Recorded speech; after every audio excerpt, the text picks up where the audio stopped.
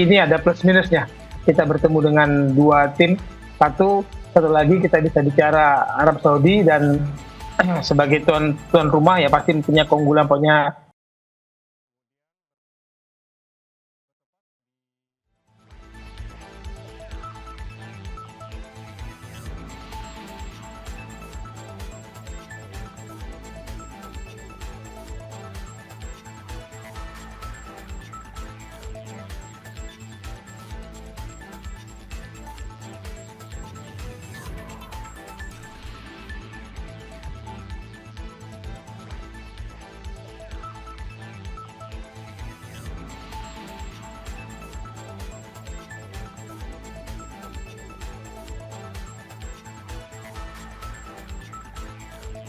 putaran 4 disebutkan bahwa di drawing putaran 4 kualifikasi Piala Dunia 2026 zona Asia ini digelar di AFC House Kuala Lumpur, Malaysia pada 17 Juli ataupun hari ini, di mana Indonesia berada satu grup dengan Arab Saudi dan juga Irak. Arab Saudi bertindak sebagai tuan rumah. Putaran 4 terdiri dari 2 grup berisi 3 tim, di mana masing-masing bertemu sekali di venue terpusat. Dengan demikian, setiap tim hanya akan memainkan 2 laga yang berarti tidak ada ruang untuk kesalahan. Dan juga saudara, 2 juara grup akan lolos otomatis ke Piala Dunia, sementara 2 runner-up lanjut ke round 5. Dan pembagian grup kualifikasi Piala Dunia 2026 zona Asia putaran 4, diantaranya ada grup A terdiri dari Qatar, Uni Emirat Arab, dan Oman. Grup B ada Arab Saudi, Irak, dan juga Indonesia. Dan kita langsung tanyakan kepada Wesley Hutagalung, pengamat sepak bola. Bung Wesley, selamat sore. selamat sore Mas Yan. Bung Wesley, kita lihat bagaimana hasil dari pengundian dari putaran keempat kualifikasi Piala Dunia 2026. Anda melihatnya seperti apa? Indonesia berada di grup B bersama Arab Saudi dan juga Irak. Ada plus minusnya ya Mas Yan. Pertama, kita terhindar dari Qatar yang saat ini menjadi salah satu kekuatan yang membangun lah sepak bola di Asia dengan segala kekuatan kehebatan finansial mereka. Hanya kemudian sisi negatifnya kita bertemu dengan Irak yang sulit sekali kita kalahkan belakangan ini. Bahkan di putaran sebelumnya kan kita kalah juga home and away. Kita kalah 1-5 di Irak, dan kita kalah 0-2 di Indonesia sebagai tuan rumah. Jadi ini ada plus minusnya. Kita bertemu dengan 2 tim. Satu lagi kita bisa bicara Arab Saudi dan sebagai tuan rumah ya pasti punya keunggulan, punya apa ya, saya bilang semangat lebih dan keuntungan sebagai penyelenggara dengan lapangan dan situasi dan udara cuacanya itu memang menjadi sebuah keuntungan bagi setiap tuan rumah. Kalau kita melihat kansnya begitu, Indonesia tentunya pernah dan juga berlaga baik kandang maupun tandang bersama Arab Saudi dan juga Irak begitu. Anda melihat kansnya seperti apa ke depan? Sebenarnya kalau tim ini nggak ganggu-ganggu bongkar-bongkar pemain ya Mas Yan, biasa punya waktu yang cukup untuk pemanasan. Para pelatih juga bisa meramu taktikal yang baik karena kita menghadapi 2 tim yang bisa dibilang gaya bermainnya sama ya, Arab Saudi dan Irak, dengan kekuatan sepak bola Timur Tengah. Jangan diganggu-ganggu lagi fondasi dan kerangka tim. Kita masih punya peluang, setidaknya kita bisa mengalahkan Arab Saudi. Kita bisa menahan Arab Saudi di kandang mereka di putaran pertama kemarin, lalu dan menang 2-0 di Jakarta. Ya persoalannya memang kita sulit menghadapi Irak, tapi Irak juga di grup sebelah kan juga nggak kuat-kuat banget gitu. Mereka bisa kalah juga oleh tim lain. Jadi harusnya dengan persiapan yang lebih matang, saya pikir ada peluang lah bagi kita. Paling tidak bagi saya adalah meraih peringkat runner up kalau tidak bisa menjuarai grup. Ya, seperti Anda sebutkan bahwa jangan diganggu-ganggu lagi terkait dengan skema permainan timnas Indonesia. Tapi kita ketahui bahwa memang selalu ada terobosan dan juga pergantian pemain begitu kelihatan ketika timnas melawan tim-tim di kualifikasi Piala Dunia ini. Anda melihatnya seperti apa? Apakah memang sesungguhnya perlu mempertahankan skema ataupun taktik yang sekarang telah dilakukan sebelumnya, ataukah memang perlu juga ada terobosan lain? Setiap tambahan kekuatan adalah sebuah keuntungan ya Mas Yan. Tapi dalam sepak bola Anda harus punya kerangka tim dulu. Penambahan pemain baru itu bisa menjadi penguat ya. Bukan kemudian kerangka ini berubah lagi setiap ada pemain baru, nanti tambah lagi pemain naturalisasi, tambah lagi diaspora, bongkar lagi gitu. Nah sekarang kan isunya bahkan sampai ketum federasi yang menyampaikan bahwa oleh Romani cedera dan harus operasi dan sulit membela Indonesia di Oktober nanti.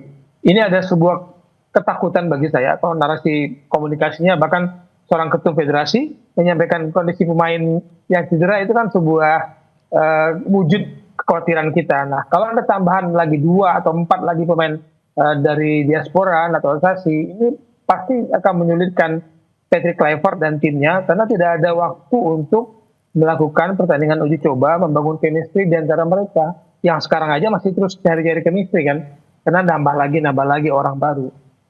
Ya, kalau kita melihat jadwal terbaru ya, Bung Wesley, ini Indonesia akan bertemu Arab Saudi pada 8 Oktober 2025. Berarti sebetulnya ini waktunya bisa dibilang pendek sekali juga tidak, panjang sekali juga tidak begitu. Apa yang perlu dilakukan oleh Patrick Kluivert? Mengingat jarak waktunya pun begitu cukup bisa berlatih begitu atau dimaksimalkan? Iya, 8 Oktober adalah sebuah pertandingan yang pembuka melawan Arab Saudi. Tapi ingat, di dalam negeri tanggal 8 Agustus kompetisi sudah jalan, sudah mulai.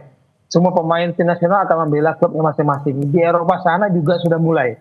Agustus membela klub masing-masing. Otomatis waktu yang mereka miliki hanya ketika break kompetisi internasional ini mungkin berapa hari yang mereka miliki, seminggu sudah maksimal untuk berkumpul dan meracik lagi kebiasaan-kebiasaan untuk menghadapi lawan-lawan yang di depan mata. Arab Saudi lah paling tidak dahulu ya. Kita lupakan dulu Irak karena fokus dulu menghadapi Arab Saudi. Waktunya kan tidak banyak. Mereka berkompetisi semua di klub masing-masing. Nah ini yang saya katakan, Oktober memang masih lama waktunya. Tapi pemain sudah berjibaku di klubnya masing-masing. Untuk berkumpul bersama timnas, waktu seminggu sudah baik sebelum bertanding. Melawan Arab Saudi pada 8 Oktober, kemudian melawan Irak pada 11 Oktober, ini waktunya sangat singkat begitu. Sebetulnya apa yang perlu dipersiapkan baik secara fisik dan juga strategi utamanya itu apa ya Bung Wesley menurut Anda? Kalau fisik saya berharap karena mereka sedang dalam peak performance di kompetisi harusnya nggak ada masalah ya Mas Yan. Selama standar fisik yang dibutuhkan tim nasional itu mereka jaga di klub. Dulu kan kita selalu dihadapkan pada berita ketika pemain bergabung ke tim nasional, itu fisik mereka itu jauh di bawah standar untuk bermain di sepak bola internasional, pertandingan-pertandingan antar negara. Jadi ini paling tidak kita harap itu dulu. Yang kedua bagi saya adalah mental, bahwa mereka sudah membuktikan bisa mengalahkan tim Arab, bisa mengalahkan Arab Saudi, bisa mengalahkan Bahrain kemarin di putaran ketiga. Jadi mental ini harus dipupuk dan diikuti oleh fisik yang kuat. Baru kemudian ini diramu dengan tactical game, racikan strategi oleh pelatih untuk memainkan komposisi yang pas dan tepat, dan siapa yang akan memain sebagai pemain pengganti nanti ya sebagai pengejut. Karena bagi saya pelatih harus mempunyai strategi kejutan ketika dia melakukan pergantian pemain. Biasanya kan di menit 60-an nanti di babak kedua ada pergantian pemain dan itu mengejutkan. Tapi tidak boleh dikejutkan dulu di awal-awal pertandingan oleh lawan. Kita kebobolan banyak, susah. Kalau kita sudah kebobolan lebih dari 2 untuk memberikan kejutan di babak kedua, itu rasanya kan sulit Mas Yan. Ya, kalau kita melihat gaya permainan dari Arab Saudi begitu yang agresif dan juga terus menyerang begitu, apa idealnya yang perlu dilakukan oleh timnas Indonesia? Apakah mengimbangi dengan bertahan atau sama-sama agresif juga menyerang, Bung Wesley?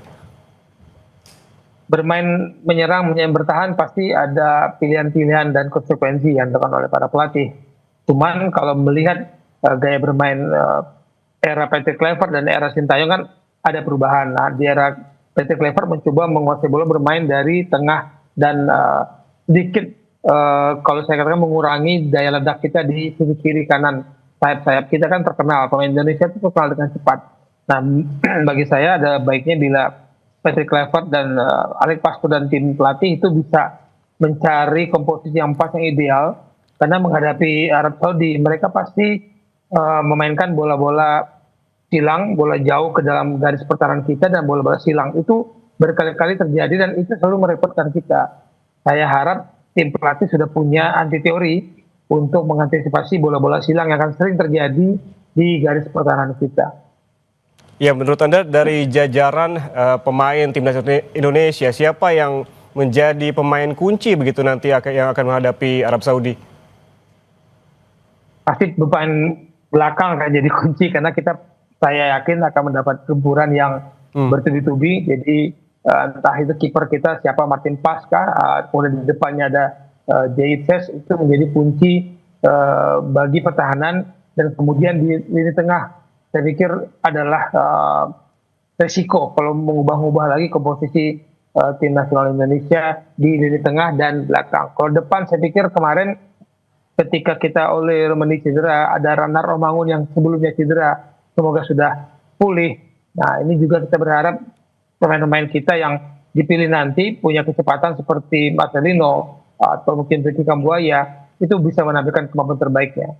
Tapi Mas Yan, dengan perubahan peraturan di Liga Indonesia dengan jumlah pemain asing yang lebih banyak di lapangan, bisa jadi pemain-pemain nasional kita yang bermain di liga lokal yang sebelumnya dapat menit bermain banyak di klubnya, ketika dia mendapatkan persaingan yang berat dengan pemain asing di klubnya untuk Liga Indonesia, itu bisa berdampak kepada performa mereka di tim nasional. Ini yang saya khawatirkan. Ya, performa di tingkat internasional termasuk tadi soal oleh Romani yang sempat Anda sebutkan juga. Seperti apa kans dan juga risikonya begitu ketika oleh Romani ini tidak bisa misalkan turun nanti di laga melawan Arab Saudi? Nah, selama berapa tahun ya, hampir 5 tahun ini saya lihat daya ledak kita kan adanya permasalahan ketika kita nggak punya finishing link kita di lini depan. Tidak ada striker-striker yang benar-benar posisi nomor 9. Itu yang sekarang kita ketemu disosok oleh Romani. Nah, ketika oleh Romani cedera, harus ada lagi perubahan tactical game-nya. Apakah Ragnar yang bermain seperti itu, ataukah Rafael Struijk yang bermain sebagai pendamping, mungkin Marcelino jadi 3. Tapi saya yakin para pelatih sudah mempunyai komposisi yang plan B ya, ketika oleh Romani tidak bisa bermain. Kalau benar tidak bisa bermain. Oke, berarti apa yang perlu dilakukan ketika beberapa pemain timnas ini kemungkinan begitu tidak bisa turun di laga-laga selanjutnya. Pemain-pemain pengganti yang menurut Anda yang bisa menggantikan para pemain yang cedera ini siapa saja, Bung Wesley? Makanya tadi di awal saya katakan saya berharap pemain kita yang berkompetisi di kompetisi domestik itu mendapat menit bermain yang banyak musim ini. Saya khawatir pemain seperti Ricky Kambuaya, siapa lagi ya pemain yang punya lokal bermain di liga kita, Egy itu harus banyak bermain di kompetisi lokal, sehingga ketika dia bermain di strata internasional tinggi ini sudah panas mesinnya, Mas Yan, bukan sebagai penghuni penghangat bangku cadangan di klub, kemudian tiba-tiba timnas butuh, dia tidak panas mesinnya untuk berkompetisi di strata internasional seperti ini.